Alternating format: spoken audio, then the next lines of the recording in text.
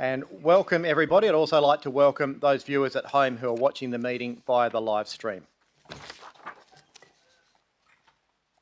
If I could ask you all to please be upstanding, and I'll read the opening prayer. Almighty God, we ask you to guide us in all our discussions, to show goodness, honesty, understanding and wisdom in all that we undertake to do.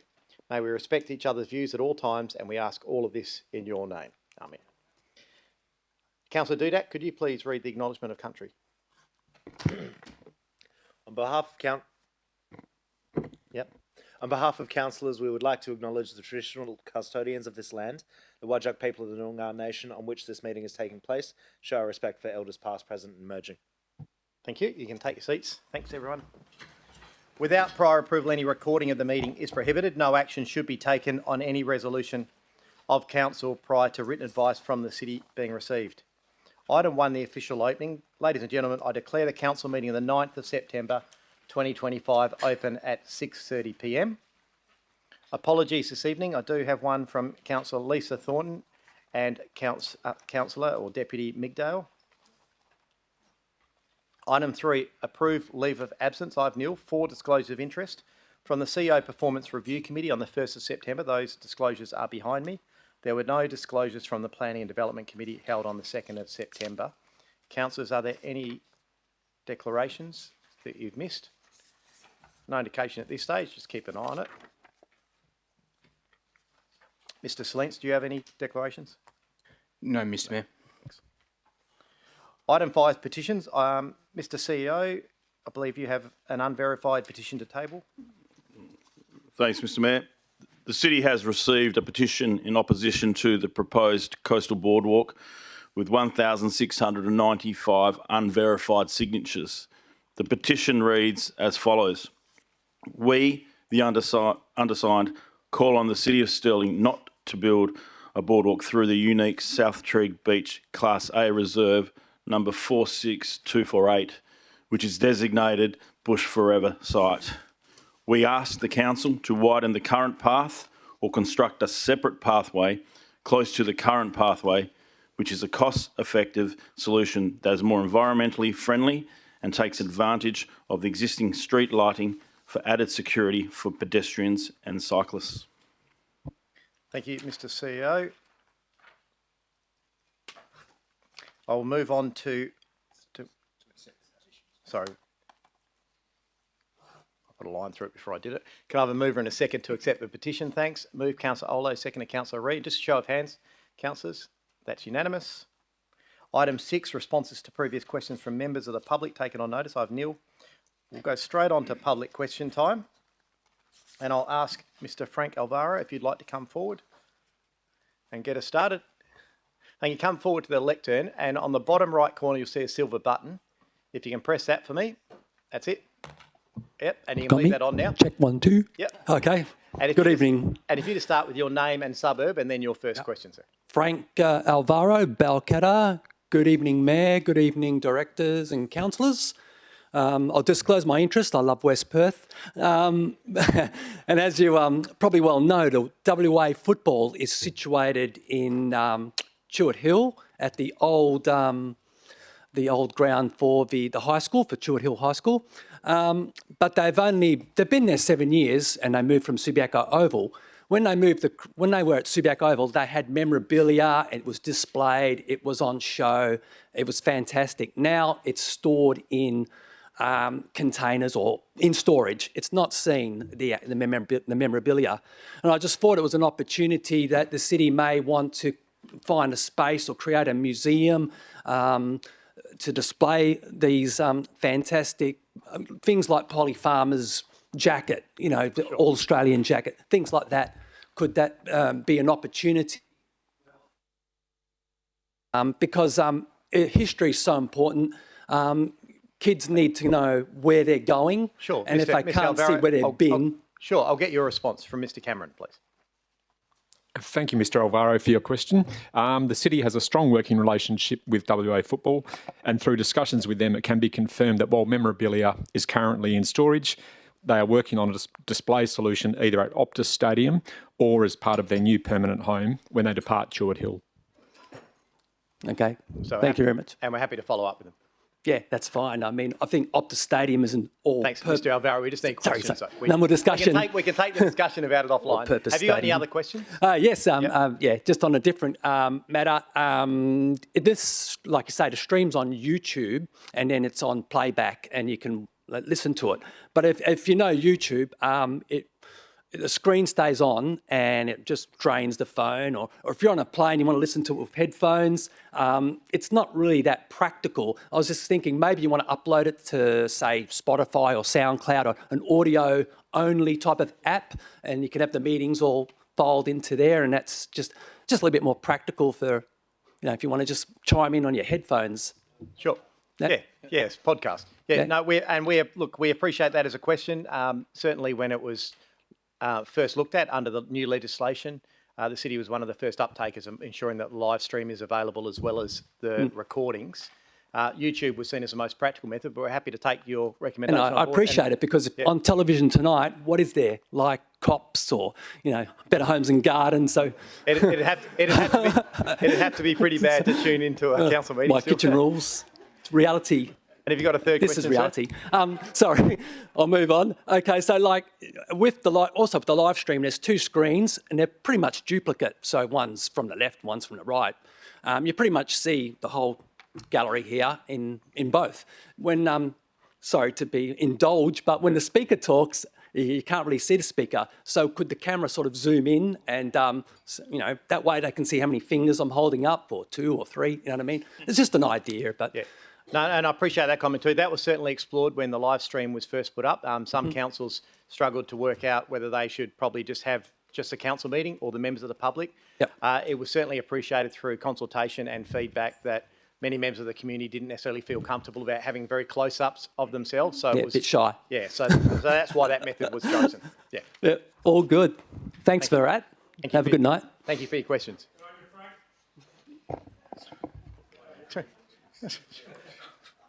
I've lost control already. Sam Danucci. Sam Danucci from Cheward Hill, over the road from the Oval, and I agree with the gentleman back there. Great. Guys, thank you. It's been 12 months since I was here, and you've beautifully canned that Safe Active Street project on the head. Now we've got another one. You may not realise, but the council is now just going to receive some funding from the Main Roads Department. And the latest is the Engineering Department's come up with this new design, which I've given the Mayor some copies of for you to have a look at. So in about 2 Ks, so virtually every street within my suburb is going to have a road speed hump on every intersection. So they're planning to put in 63 speed humps. Now, in my area, there's already probably 20. So we're going to be looking at somewhere up around 90 to 100 speed humps in our area. Now, the rationale for that is that there's been 139 accidents in the last 4 years, which works out to about 34 accidents a year. So I'm a little bit concerned because I just think that's over the top and totally ridiculous. Right. But as I said, you're So welcome to have a look at We it. do need to get some questions. Yes, so here we go. So look, just first one is, having experienced in the past that sometimes the council's not always as transparent as it would like to be. So we received correspondence, and I'm asking, can we, when future correspondence comes out about future projects, can all the details be put in the correspondence rather than have to go on the website and have a look? So if I was an old person, I didn't go on the website or don't have the internet, there's no way I could see that. I just get a document that says there's 139 accidents, we're going to fix your problem. Thanks, and we're going Mr. Danucci. So the question is, can all the documents? Yeah, so in important cases like this, would it just not be appropriate to just send that map, which is hidden away, and the details of what the projected plan is, so that we save all the hassles and duplicity? Thank you. We'll take that as a comment. We'll take it on board. Certainly, I'm aware that with many consultations, there's a lot of documents and supporting evidence that does need to be on back page. It's not practical to obviously deliver that to every letterbox. Well answered. But we'll certainly take on board that the main map can perhaps be attached if it wasn't. All right. The second question is, in my street, so I live in Hector Street, and I became aware some years ago when I had correspondence with the Engineering Department, I was under the impression that 4 accidents on a corner warranted some sort of action for that road intersection. So one of the streets that's in here is presently about to undergo a black spot. It's going to have an upgrade with some sort of hump there, and they've just started working on that very soon. What's the number of accidents on a corner to make it a hot spot? Thank you or a for that. black spot. Mr Murphy? Through you, Mr. Mayor.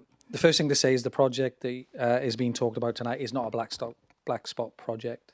It's an urban road safety project funded by Main Roads, and it's designed to reduce the speed, which increases safety for drivers and pedestrians and cyclists and reduces accidents. In terms of the question about black spot, there is no specific number of accidents. It depends on the way it works is the accidents are taken into account, the number, the type of accidents in terms of the severity. That produces a score which allows it to be ranked, and funding is allocated based on the ranking of a situation. Yeah, so correct, Nat. One of these is a black spot. Yep. Has been nominated as a black spot, and they're working on it shortly. Lawley Street. And your third question, Right, thanks. third question. So it's been stated 139 accidents in Chilwell Hill in the last 4 years. That's so it hardly would seem appropriate for 63 new traffic reduction devices to be installed. Why is it necessary to have so many devices in my immediate suburb when almost every corner currently has a stop sign or a give way sign? Thank you It's a for that. police matter rather than Yep. the council. Mr Murphy? Again, through Mr. Mayor. Well, the idea of this treatment is it's a precinct approach, and I mean, your question is quite detailed, so what we'll do is we'll give you a full answer in writing, because there's quite a lot of detail in there. But the thrust of the answer will be that it's a precinct approach to reduce the speed across a precinct, not in one specific location. All right. And obviously that's why it's out for consultation with the community to find out what their thoughts on it are as well. And through you, Mr. Mayor, yeah, the consultation's closed, I believe, and we have your response to the consultation, which will be taken into account alongside everyone Thank you very else's. much. Really appreciate it. Thank you. Mike Masiello. Just your name and suburb, please. Good evening, Mr Mayor, councillors, executive team and public gallery. My name is Mike Masiello from Trig. The information for some of the questions was obtained through a Freedom of Information request. So the city spent $13,000 of ratepayer funds for natural areas to complete a basic one-day vegetation survey in May 2025 after a long, dry summer. UDLA recommended against the city completing the survey at this time of year, and CoTerra also recommended the survey to be done in spring. Yet the city officers proceeded to order an autumn survey as it fit their timeline. The assessment was completed by 2 consultants, with the lead consultant only having 3.5 years' experience. This out-of-season survey does not meet EPA technical guidance, and because of the time of the year it was done, has produced inaccurate results. Yet the project team has used this inaccurate assessment to A, justify the proposed path of the boardwalk, B, dismiss the path widening option, and C, promote to the community that the boardwalk was a positive for the environment. My question, why was the project timeline prioritised over obtaining a valid and accurate vegetation assessment, especially when now a duplicate assessment is required with a cost estimate of $52,000? Appreciate that question. We'll provide you a response in writing, Mr Masiello. The public were informed through e-newsletters, posters and web information that through the city's marketing channels and media releases that the proposed boardwalk through the dunes would follow the path of degraded vegetation. The problem is a highly accurate, detailed vegetation survey was done in spring 2024 by expert Associate Professor Judith Fisher, obtained through an independent community event, and this shows there's no such enchanted path of degraded vegetation through the dunes for a boardwalk to follow. The city's proposed path for the boardwalk will destroy a mix of good and very good vegetation. How can any valid conclusions be drawn from a community consultation process where the community has been given inaccurate information and led to believe that there's no alternative viable options to a boardwalk through the dunes? Thank you for that question, Mr Masiello. We will take that on notice and respond to you in writing. Question 3. With respect to Section 6 of the City of Stirling Code of Conduct Accountability, it reads, a council member or committee member should A, base decisions on relevant and factual correct information, and B, make decisions on merit in the public interest and in accordance to statutory obligations and principles of good governance and procedural fairness. It is evident there are inaccuracies in A, the vegetation assessment process, B, in ruling out alternative options as a result of this in the community consultation process. How can elected members be asked to make a decision on the merit of this proposal when the information provided to them is not accurate and the principles of good governance and procedural fairness have not been followed? Thank you for that. We'll provide you a more detailed response in writing, Mr Masiello, but council hasn't made a further determination based on anything at this stage, so it would be presumptive to say that it's inaccurate.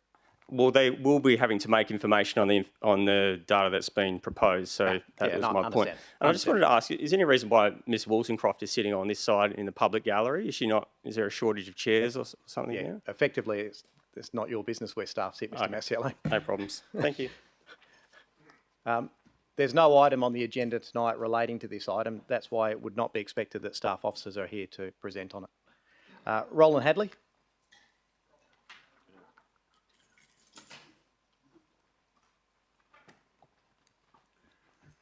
Good evening. Just your name and suburb. Good evening. Roland Hadley, Woodlands.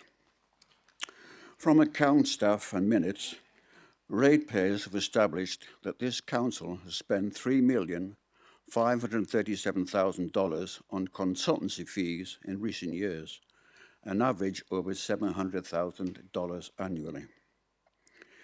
Can the council expand on a few details? 1, 27,400 paid to a mountain bike consultancy, 32,500 paid to Sheridan Consultancy for a crowded place assessment, and $29,000 for a site investigation at 41 Morley Drive in Morley. Thank you. We can certainly respond to you in writing with those. Those consultancies would just be related to planning for things like mountain bike trails or Yes. for land Can development, I etc. continue? May I continue? You can ask your second question now, yes? Well, I was just going to continue on from the first question. No, that was a question, sir. Your second question? He's got to go. If the Carnup Library and Activity Centre are operating successfully, why is there a need to change anything? And why did the owners of the shopping centre instruct the city to seek a consultant? How can they direct this city? This council is conducting too many projects, and it is evident that councillors have not the time to fully absorb every item, which leads to poor outcomes for ratepayers. Thank you. Question 3. Thank you for that. So the Carrinup Shopping Centre has not instructed this council to undertake anything. Council has chosen to. The building is determined to be close to end of life, but it's certainly not a service-related issue. Your third question?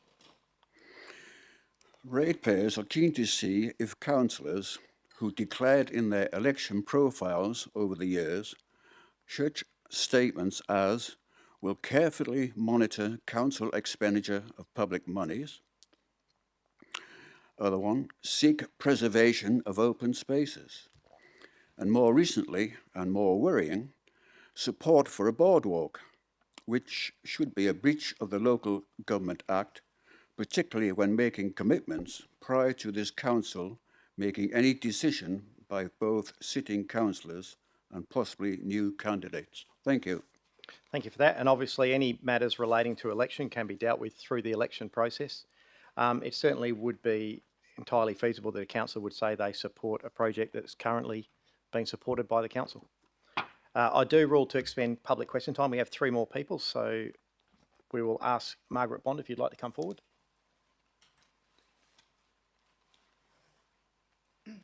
Thank you. Just your name and suburb, please. Margaret Bond, Scarborough. At 3 previous council meetings, I asked questions regarding the acute lack of parking at Scarborough and Trigg Beaches and how the council plans to mitigate this present parking crisis. Mr Mayor, your answer was, I will get back to you in writing. Mr Mayor, to date, I've yet to receive an answer to these questions. Perhaps asking someone who might have a coastal ward interest is the way to go. With respect, through you, Mr Mayor, may I ask Councillor Krista Civic? No, you may not. No? You may ask through me, but you... All right, lovely. Yep.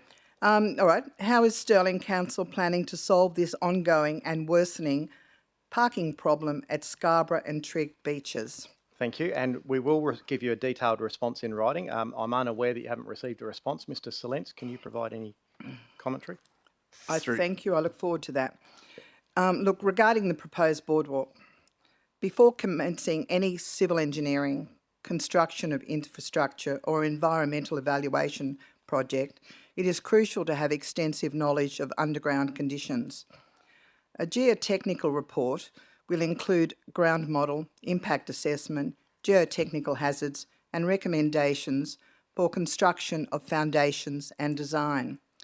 Stirling Council has received a geotech report, that is a court report. In the interest of transparency, why is this report, which is not a confidential report, not released? Thank you for that. We'll provide your response to that in writing, Ms. Bond. And will the report be released? I will get a response to you in writing on that, so you have the answer. Thank you. Thank you. Lisa Thompson.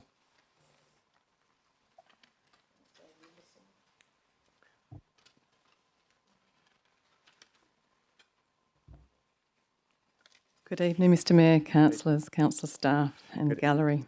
Evening.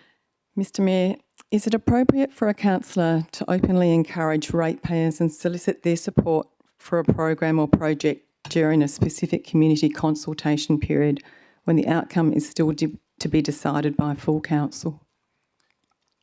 You'd have to ask the individual councillor. I'm not sure of what soliciting support you're referring to. No, it's just an open question. Sure. So I was just trying, again, if you were comfortable if one of our city's councillors openly conducts themselves in a manner that breaches the Local Government Act 1995. So, Mr Mayor, on the 28th of August at 4:35 along West Coast Highway, I observed Councillor Papard encouraging members of the public to vote yes in favour of the boardwalk, citing safety of small children on bikes as a safety Ms. reason. Thompson, I'll stop you there. You're welcome to ask me a question, but this is not the forum to accuse a councillor of breaching the Local Government Act.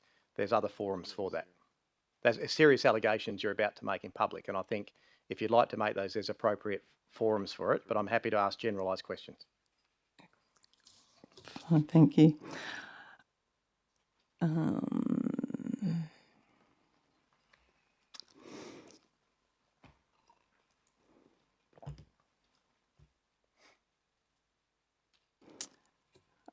So, impartiality and public interest to avoid bias is important in a transparent government.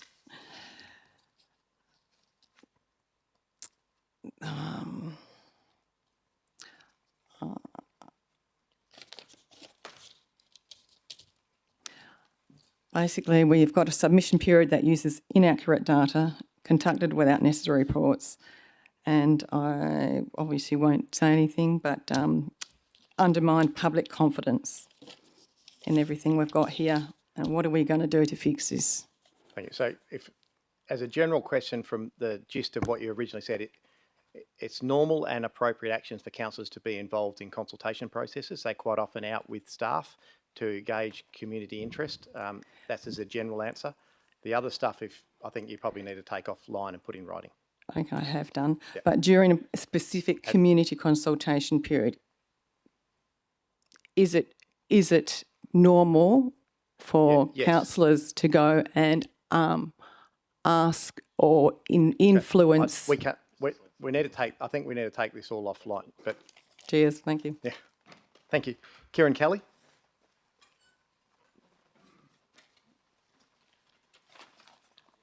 Kieran Kelly, Scarborough, and Mr. Alvaro. Some of us got a head for radio, mate. So we don't actually need the cameras on us. With the upcoming council elections in October, I didn't know where you were going there. they can face you, Mark. That's all right. With the upcoming council elections in October, where it is possible that we may have 7 new ward councillors, or maybe 7 old councillors back on board, or maybe a mix of 7 old and new councillors, under the city's governance framework, it states the council is made up of elected councillors who are representatives of the local community, and they have the authority to make decisions on behalf of the community. Will the Mayor be ensuring that the current and new councillors are representing all electors, residents and ratepayers and not self-interest? Thank you. All I can do is offer support of myself, and I know the council offer theirs, as in the council officers, offer as much support as they can to provide training and to make sure each councillor can be the best councillor they can be. Thank you. Now that the ratepayers of Stirling are major sponsors of the privately owned Perth Glory Soccer Club, after the $1.25 million donation to relocate them to Mirrabooka Precinct, can the council inform me as to what events to date have the Perth Glory held as part of the negotiated range of marketing and economic development that the council has entered into with the Perth Glory? Thank you for that. They haven't actually moved into the building entirely yet, but we'll certainly provide you a response in writing of what's occurred to date and what is projected to occur. Thank you for that. And my third question, can the Mayor explain the difference between minor infrastructure and major infrastructure projects, and what is the criteria that distinguishes them? Yeah, the technical information, we can provide you a response in writing, but minor small stuff and major is big. Is it a money? Is it a money thing, or is it a budget thing, or is it Yeah, a bit of everything. I mean, it would certainly be financial implications on the budget, the scope of the project, the resourcing that required by staffing on the project. I look forward to it. Yeah, thank you. Happy to. Thank you. That's all I've got. Thank you, everyone, for your patience. We'll now move on to item 8, application for leave of absence. Are there any applications for leave of absence, councillors? No indication. 9, confirmation of minutes. Can I have a mover and a seconder to accept the minutes of the ordinary meeting of the council held on the 26th of August 2025? Move Councillor Kristovich and seconder Councillor Papard. And show of hands to accept those minutes, please, councillors. That is unanimous. Thanks, councillors. Announcements by the presiding member. I have nil. Item 11, unresolved business from a previous meeting. I have nil. And we'll go on to reports and recommendations of committee. Councillors, in view that there are still members of the gallery here, I think we'll leave item 12.1, 10.1, the CEO performance review, as it may need to go behind closed doors. So rather than get everyone to leave, we'll jump through onto Planning and Development Committee. Are there any of those or either of those items that need to be pulled out this evening, councillors? Councillor Ree?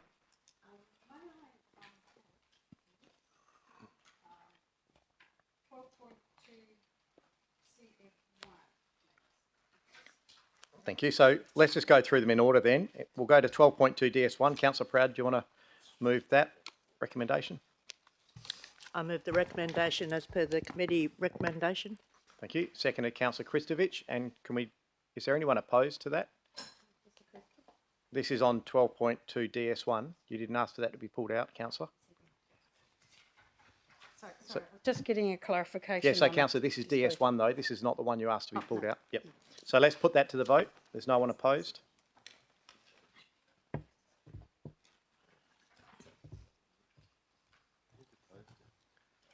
Thank you. That motion is carried with Councillor Olo voting against.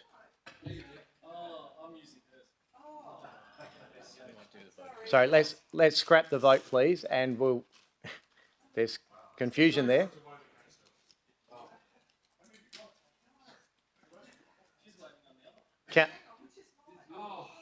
All right, can we do? Are we straight?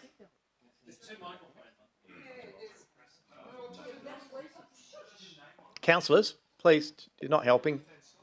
Just okay, councillors. Councillor, if you take a seat, and I'll put that to the vote with the hands. We're not ready for the electronic. All right, thank you. And against? All right, so we have Councillor Ferrante voting against, all other councillors voting for it. If we can just have that recorded.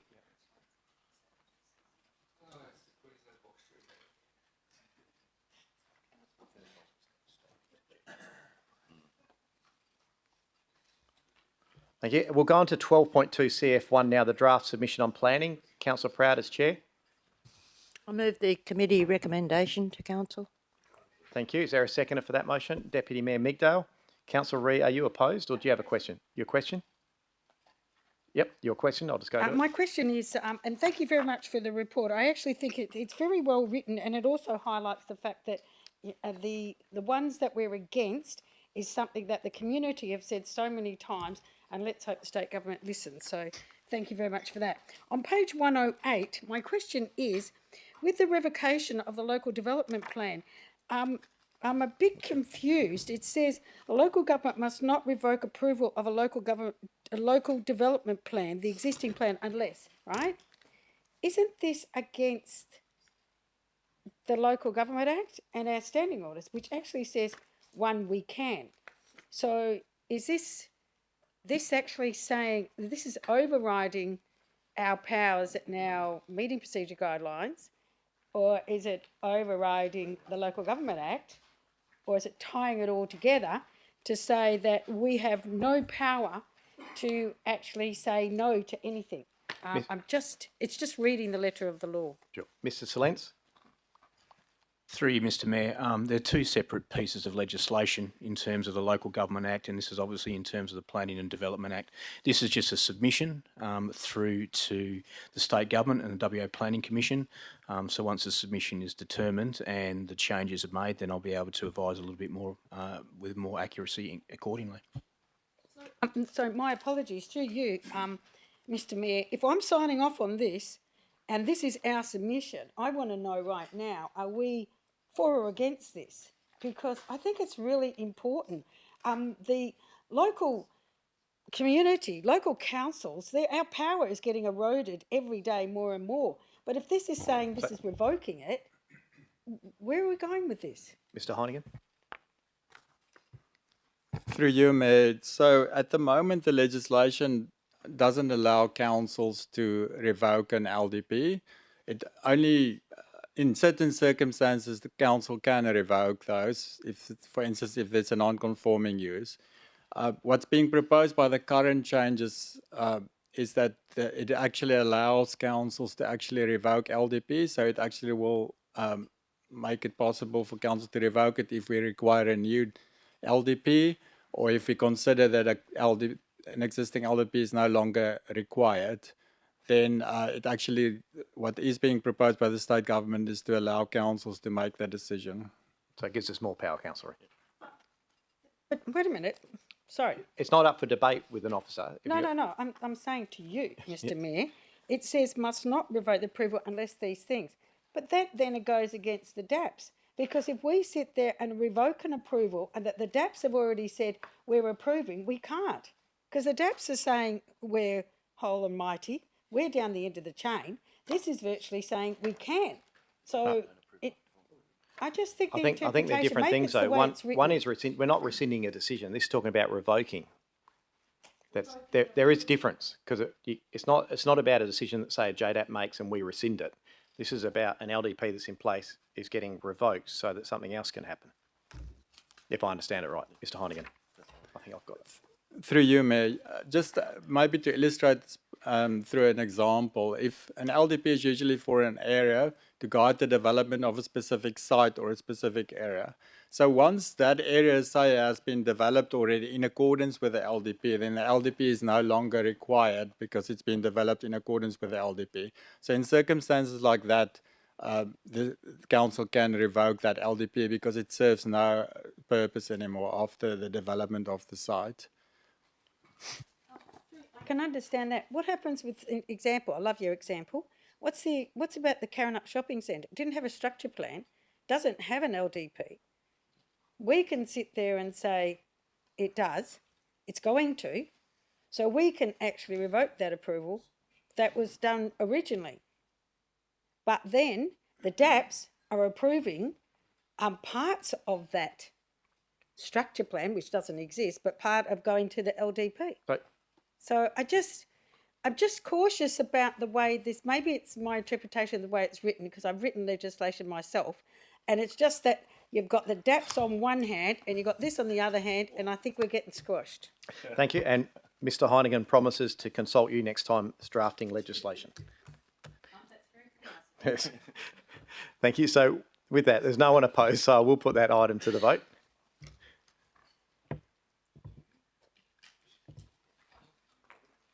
Thank you, and that is unanimous. Thanks, councillors. We will go on to item 13, and we'll go to 13.1, the 2026 committee and council meeting schedule. Do I have a mover of a motion? Deputy Mayor Migdale. Seconder, Councillor Kristovich. Is there anyone opposed? Councillor Proud. And we'll go Deputy Mayor Migdale.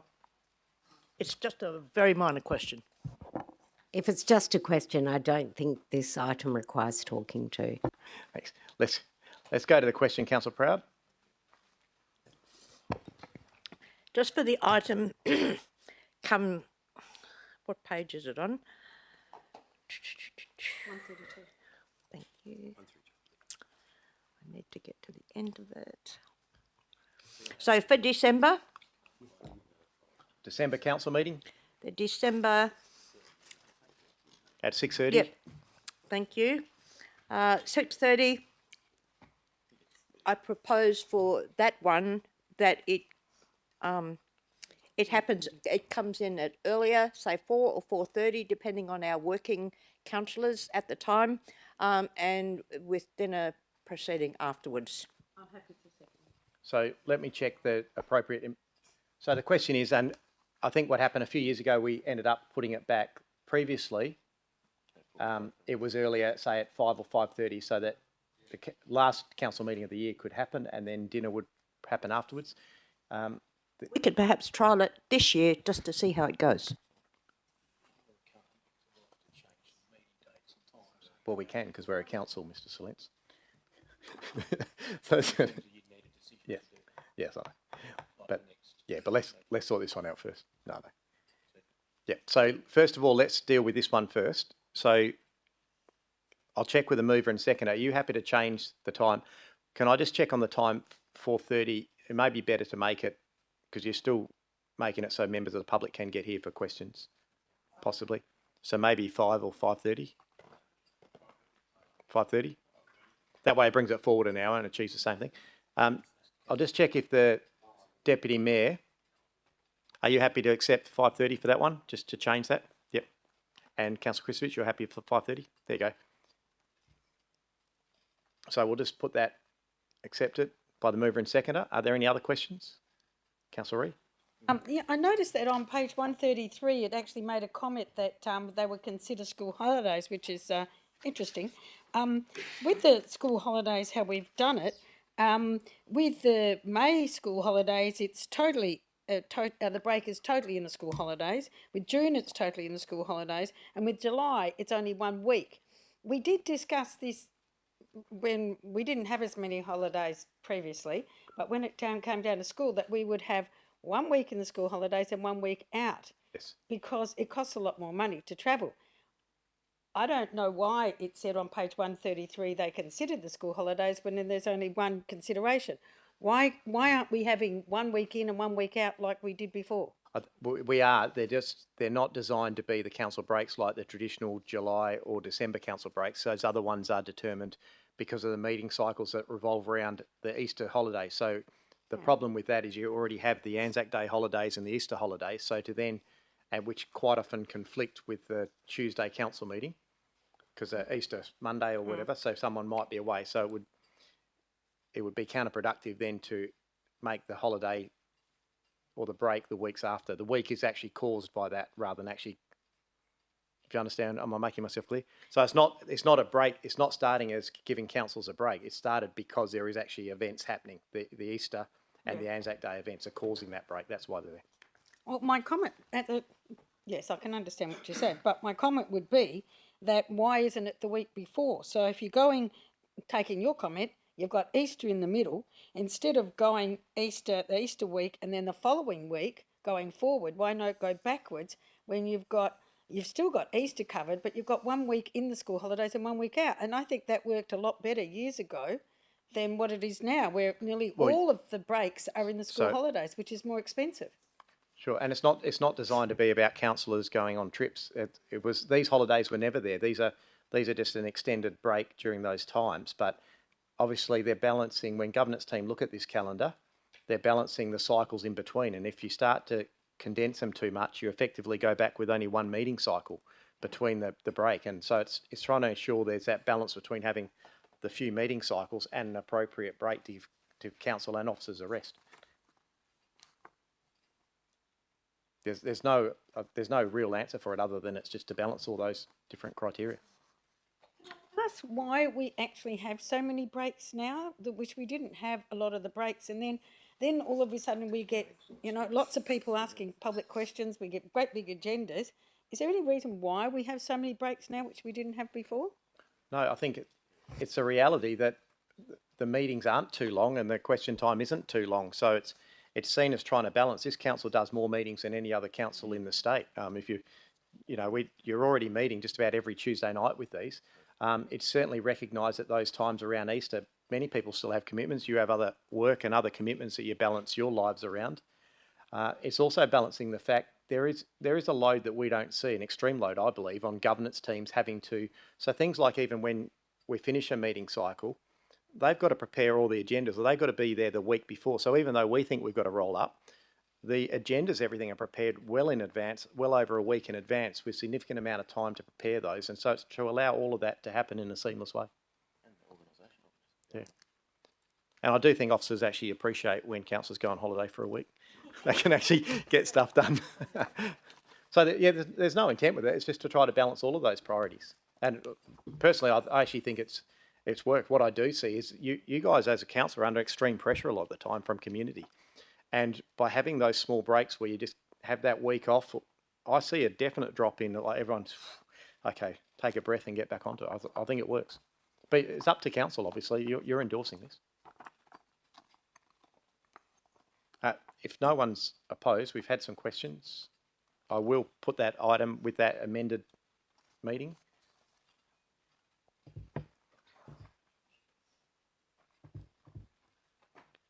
Thank you. And that motion is carried with Councillor Ree voting against it. She's going to work through. No holidays. Work through. I will follow up on the trial for that council this year. Look, it's not that easy, as Mr Slentz would happily give us information to. It does require a council resolution to change that, but we'll check up on that. 14, notice of motions for consideration. I have nil. Item 15, notice of motion for consideration. There is nil, as we're in caretaker period. I can see you'll jump in your seats. It's not going to happen.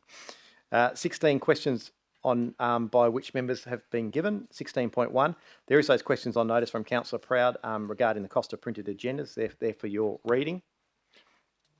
Item 17, new business of an urgent nature. I have nil.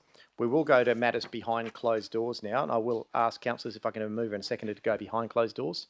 Move Councillor Hatton, seconded Councillor Lagan, and a show of hands, please, councillors. So that's unanimous. We can go behind closed doors.